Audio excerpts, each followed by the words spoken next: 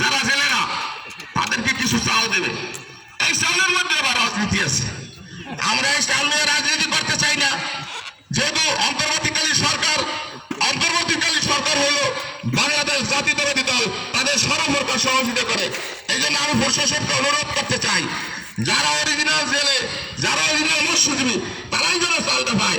কোন নেতারা যেন নেতার বাসায় 2 বস্তা চাল না যায়, কোন অমুকের বাসায় 2 বস্তা চাল না যায়, চাল বিক্রি করতে না পারে।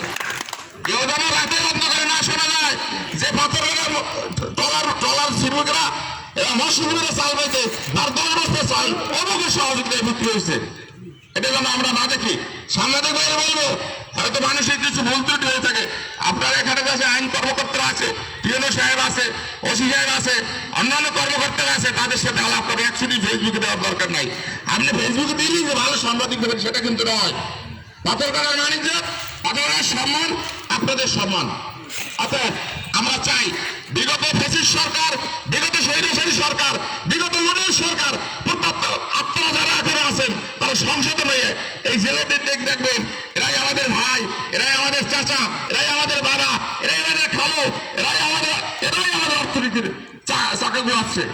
অর্থাৎ আমি সকল কর্মকর্তাদের অনুরোধ করবো, আইনটা যেহেতু জনগণের জন্য, সেহেতু জনগণকে আমরা বলি না আমরা অন্যায় করবো, তারপরে মানুষ ভুলের ঊর্ধ্বে নয়।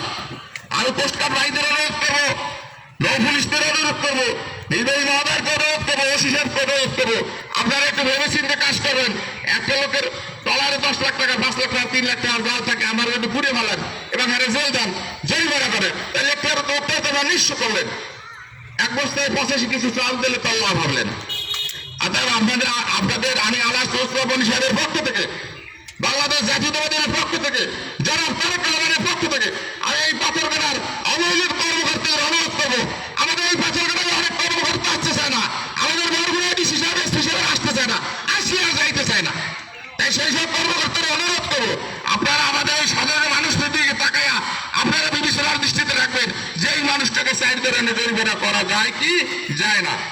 এটা আপনার বিবেচনার দৃষ্টিতে রেখে আমি আমার তোসরাবনী সাহেবের পক্ষ থেকে এবং বাংলাদেশ জাতীয়তাবাদীর পক্ষ থেকে, জনাব তারেক রহমানের পক্ষ থেকে আপনাদের সবাইকে ধন্যবাদ জ্ঞাপন করে আমি আমার সংক্ষিপ্ত বক্তব্য শেষ করছি। আসসালামু আলাইকুম ওয়া রাহমাতুল্লাহি ওয়া বারাকাতুহু। মাগফিরাতান জান্নাত।